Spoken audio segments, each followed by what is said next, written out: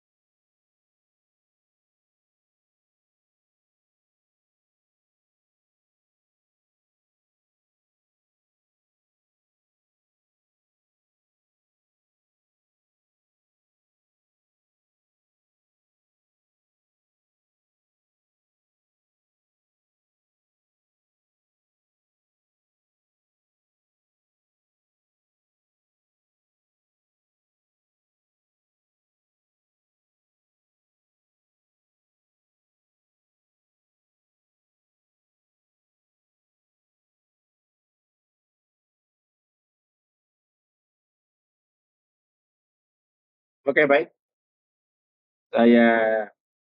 Kita jawab sama-sama saja. Kalau kata ganti pertama tunggal, itu biasanya kita pakai saya atau aku. Kalau jamaknya kami, aku, kita. Ini kalau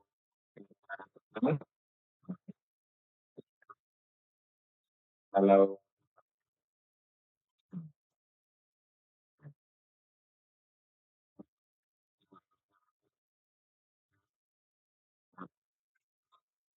jamaknya. Nah ini mengapa penting ini dalam paragraf?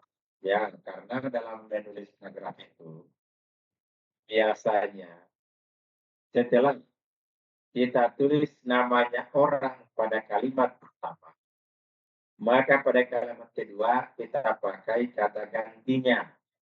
Misalnya, Amir pergi ke pasar. Titik.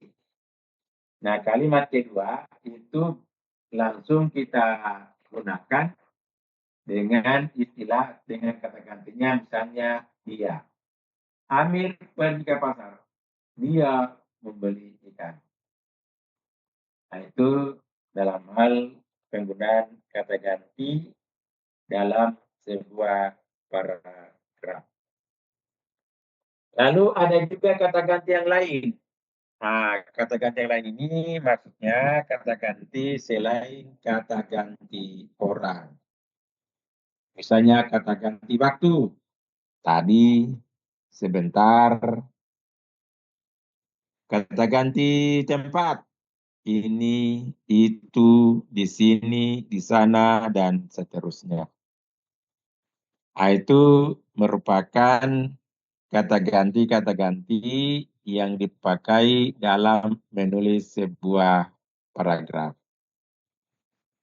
Lalu kalau misalnya kita berbicara penjenisan paragraf atau pembagian paragraf berdasarkan jenisnya, maka kita mengenal istilah paragraf pembuka, pengembang, dan penutup. Pembuka, pengembang, dan penutup. Nah, biasanya pada kalimat pembuka atau pada paragraf pembuka itu, kita berbicara secara umum. Atau yang lebih contoh spesifiknya, misalnya kita ingin menulis surat. Menulis surat. Biasanya paragraf pendahuluannya itu berisi dengan ucapan syukur. Pertama-tama, mari kita memberikan puji dan syukur dan seterusnya. Nah, pada pengembang, kita bicara tentang apa yang ingin kita mau sampaikan. Apa yang ingin kita mau tulis. Itu namanya paragraf, jenisnya adalah pengembang. Lalu ketiga adalah penutup. Biasanya dalam penutup ini kalau misalnya tulisan kita itu berisi misalnya tentang informasi pidato atau apa, biasanya di penutup itu diisi dengan ucapan-ucapan terima kasih. Nah, jika misalnya kita menulis dalam sebuah karya ilmiah, maka paragraf pembuka, paragraf pengembang dan penutupnya itu kita tulis secara terurut. Misalnya, ingin kita mau tulis tentang bahaya narkoba. Ya, karena kemarin malam itu pada saat kami turun dari pesawat, tiba-tiba pesawat ada dua yang mendarat, ada Super Airjet dan ada Lion Air. Ternyata kami dikepung dengan tentara, polisi, BNN, Badan Narkotika Nasional. Nah, ternyata ada sabu-sabu di atas pesawat Super Airjet tidak banyak sih, hanya 6 kilogram. Ya, 6 kilogram. Dan itu dimuat di dalam pesawat. Jadi sekarang hati-hati, Sulawesi Tenggara sekarang sudah masuk kategori merah dalam hal narkoba. Jadi hati-hatilah. Itu misalnya kita mau tulis, kita kasih dulu misalnya bahaya narkoba bagi generasi muda. Nah, pada paragraf pendahuluan kita bicara secara umum tentang narkoba, bagaimana narkoba dan seterusnya. Lalu paragraf kedua kita tulis apa kita mau tulis, atau berikutnya ya kita bicara bahaya narkoba. Apa sih bahaya narkoba itu, ditulis. Nah, lalu yang ketiga penutup biasanya bersih dengan kesimpulannya. Itu tentang wacana yang bisa kita tulis dengan menggunakan paragraf. Jadi kalau kita berbicara tentang paragraf jenisnya, maka ada pembuka, pengembang, dan penutup. Nah, jadi saya ulangi lagi bahwa paragraf itu syaratnya ada dua, yaitu kesatuan dan kepaduan. Kesatuan itu artinya tidak boleh ada dua kalimat utama dalam paragraf. Itu yang tidak bisa. Lalu kalau berbicara tentang kepaduan, maka yang kita lihat apa? Kata pengaitnya bagaimana, kata ganti orangnya bagaimana, kemudian kata ganti yang lain bagaimana. Nah, ini semua contoh-contohnya itu bisa buat dibaca bukunya, baik yang diminta di fotokopi maupun di buku-buku lain. Silakan. Oh ya, sekaligus saya mau jawab ini. Ada pertanyaan dari mahasiswa dari Fakultas Hukum kayaknya, mudah-mudahan ada di sini mereka ini, bahwa yang pertama dia tanyakan masalah belajarnya. Saya jawab bahwa belajar itu tidak ada kewajibannya, tidak ada. Yang mau fotokopi silakan ke percetakan. Tidak mau juga tidak. Yang kedua, tidak ada hubungannya dengan nilai. Tidak ada. Ya, yang ketiga, saya tidak mewajibkan itu, tapi saya mewajibkan silakan cari buku lain untuk dibaca-baca pada saat ujian tengah semester. Artinya kalau hanya mengandalkan penjelasan dari dosennya yang seperti itu tadi, penjelasan pokok-pokoknya saja, nah pengembangan segala macamnya itu nanti dibaca di banajarnya, entah itu yang difotokopi maupun yang di luar, silakan.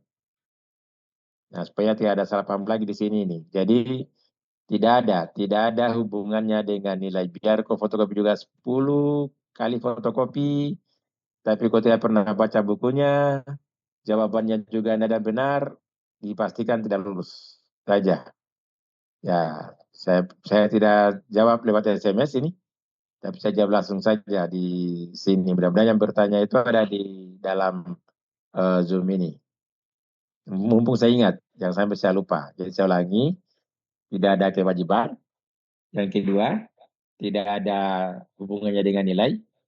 Yang ketiga, saya tidak diwajibkan, tapi silakan cari buku-buku lain yang ada hubungannya dengan pembahasan kita. Itu aja. Yang penting, pada saat UTS atau UAS itu, menjawabnya bagus dan kehadirannya bagus. Itu aja saya. Nah, kemudian saya lanjut. Ini teknik tutorial saja, jangan sampai saya lupain. Saya lanjut tentang penjenisan paragraf. Jadi, kalau kita bicara tentang penjenisan paragraf, ada paragraf pembuka. Tadi saya bilang ada pembuka, kemudian ada pengembang, kemudian ada penutup. Nah, kalau kita bicara tentang pembuka, maka isinya itu sekali lagi hanya mengantar, hanya sebuah pengantaran pada segala pembicaraan yang akan kita susun kemudian. Maka dalam pembuka itu di apa? Ya pas pas orang baca itu pada paragraf pembuka, orang langsung tertarik dengan tulisan kita. Nah, salah satu cara perhatian pembaca adalah misalnya ada yang mengutip pernyataan yang memberikan rangsangan dan para orang terkemuka. Misalnya menurut ini, narkoba itu akan begini, begini, begini. Oh, bagus ini. Nah, itu. Nah, sehingga orang akan tertarik membaca pada paragraf berikutnya atau pada paragraf pengembangnya.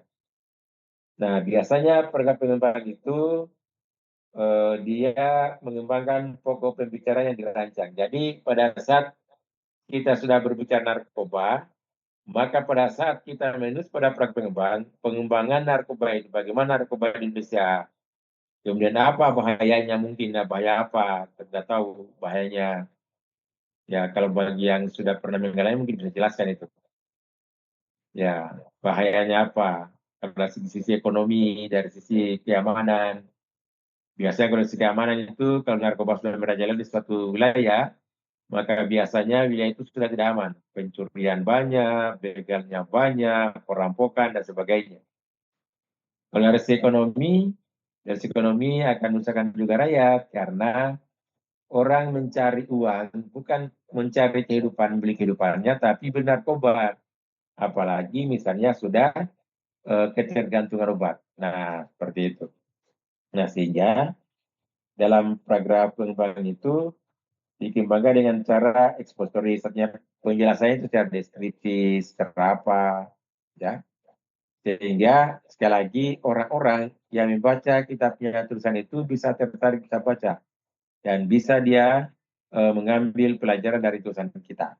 Nah, lalu ada penutup, biasanya pada penutup itu menjelaskan atau semacam membuat kesimpulan dari apa yang kita tulis pada bagian paragraf pengembang tersebut. Nah, kalau misalnya ditanya apa penanda paragraf, nah ini hanya istilah saja atau sebagai penanda saja bahwa kalau paragraf itu pada umumnya ditulis itu kalimat pertamanya agak menjorok ke dalam. Kalau komputer itu satu kali di stop, kalau mesin tinggi itu biasanya 7 kali ketukan pada spasi. Nah, itu sebagai penanda saja. Dalam hal ini sebagai tanda, oh ini paragraf. Tapi sekarang ini penulisan paragraf tidak lagi seperti itu. Ya, tapi lurus saja semua. Cara membedakannya apabila misalnya kalimat di atasnya itu tidak sampai pada ujung kertas, lalu tiba-tiba ada kertas apa, ada baris baru lagi di bawah, maka disebut paragraf. Tapi itu jarang sekali. Yang ini adalah paragraf kita itu agak menjorok ke dalam, kita tindih stop, ya kita tindih stop dalam hal penulisannya. Nah, seperti itu. Siapa jadi?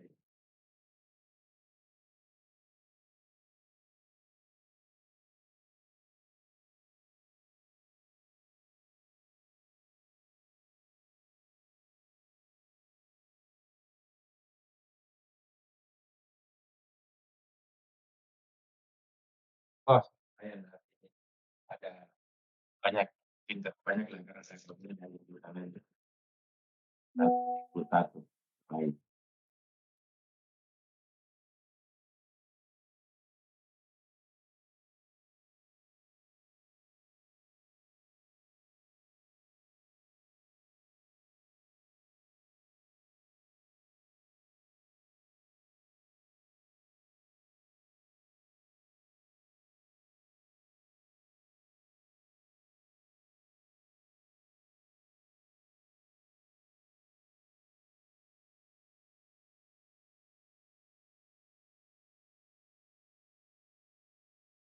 Oke, saya persilakan untuk mengabsen dengan ikut pola.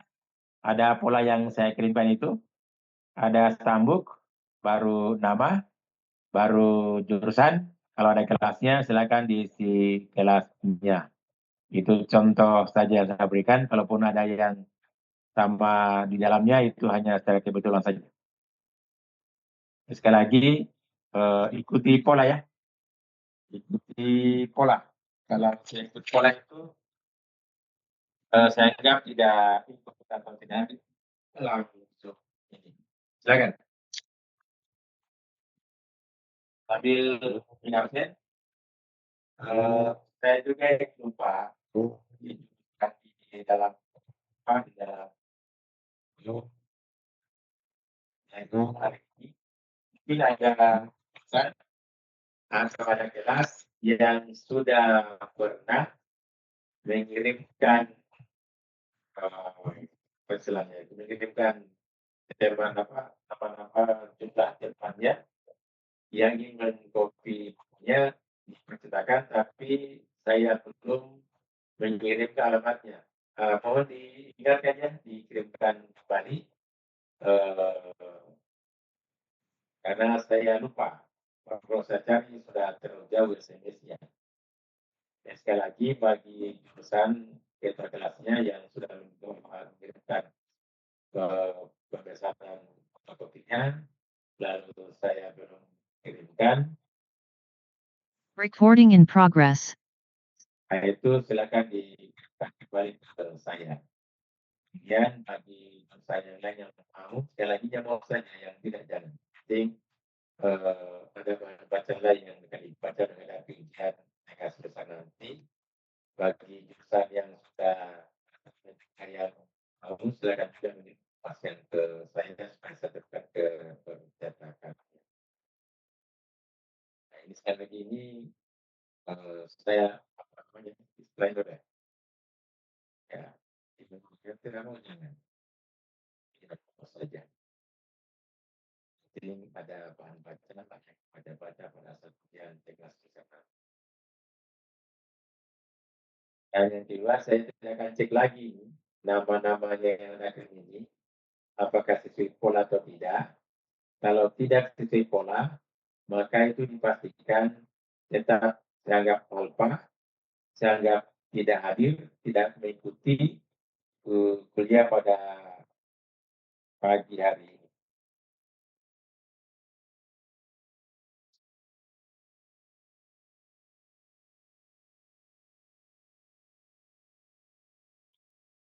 Kita banyak sekali yang tidak membuka pameran. Nah itu doaku tidak buruk saya kalau saya doakan orang. Doa saya itu adalah yang tidak buka kameranya, maka saya doakan semoga dia cepat menikah. Ya, kalau cepat menikah, ya saya bisa diundang juga untuk menghadiri acara pernikahan tersebut.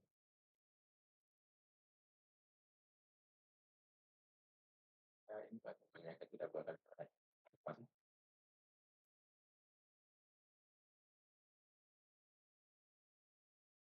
Yang berikutnya saya ulangi, minggu depan kita masih daring, jadwalnya kembali ke jadwal pada sama dengan minggu lalu.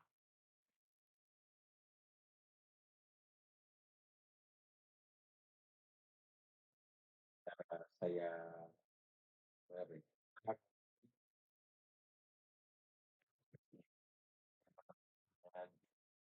nanti ada yang ingin mau ambil rekaman ya, silakan saja diminta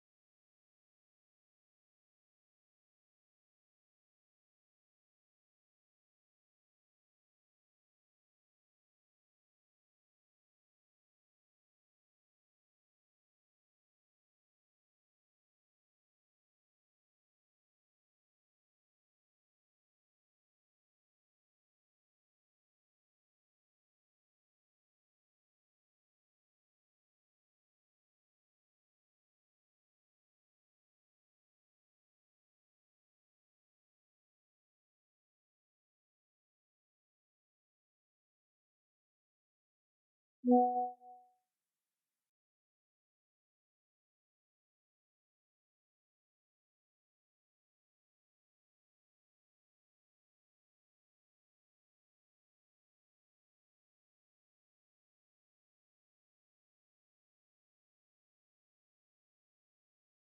mudah-mudahan sudah tumbuh ya. Karena biasanya setelah zoom saya tutup, masuk lagi WA. Maaf Pak, saya tadi tidak sempat mengupdate. Ya, saya beri kesempatan untuk mengupdate ini. Jangan jalan lagi. Jika tidak sekolah, tetap saya tidak nyatakan hadir. Contoh, ini contoh ini, contoh.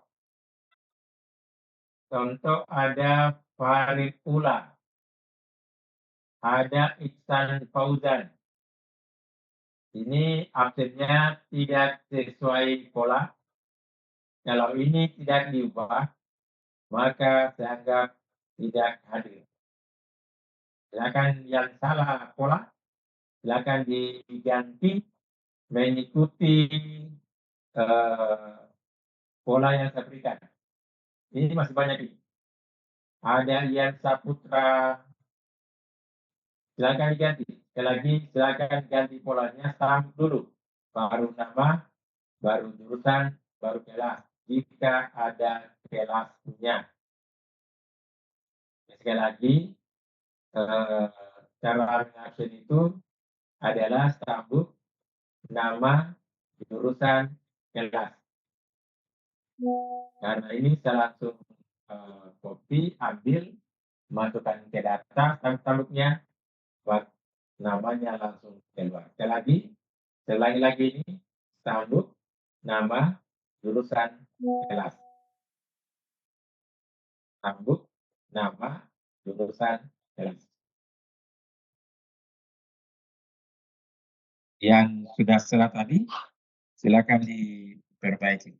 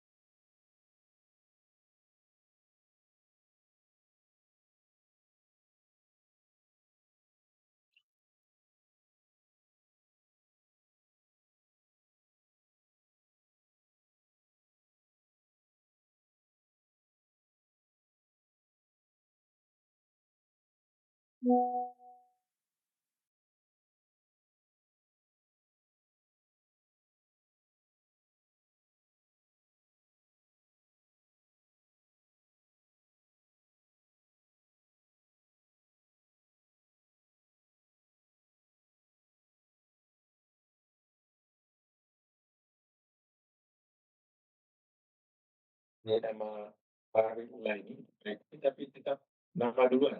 Sebenarnya stampnya dulu. Yang ditulis stampnya dulu, baru nama.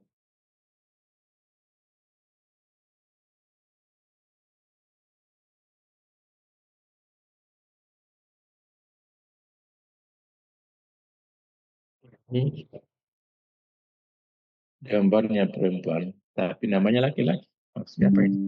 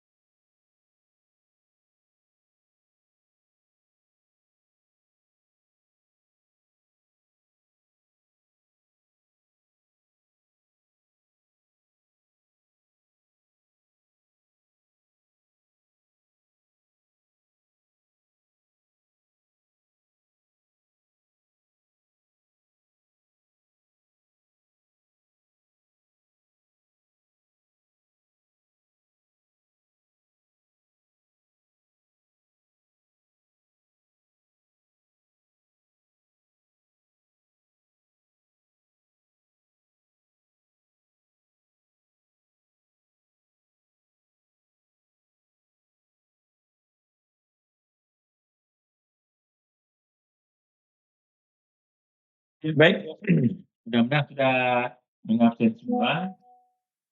Jadi saran lagi untuk minggu depannya kita sharing, tetapi jadwalnya kita kembali ke jadwal semula. Dan yang kedua, mudah-mudahan minggu depan itu daring terakhir, setelah itu masuk secara luring. Berdasarkan jadwal yang juga saya sudah berikan, entah itu ada yang masuk perpustakaan, ada yang masuk di kelasnya. Mudah-mudahan saja 2 minggu yang akan datang kita sudah bisa ujian dengan semester.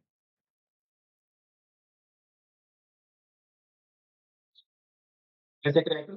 Insyaallah sampai jumpa pada pertemuan sholat minggu berikutnya. Assalamualaikum warahmatullahi wabarakatuh.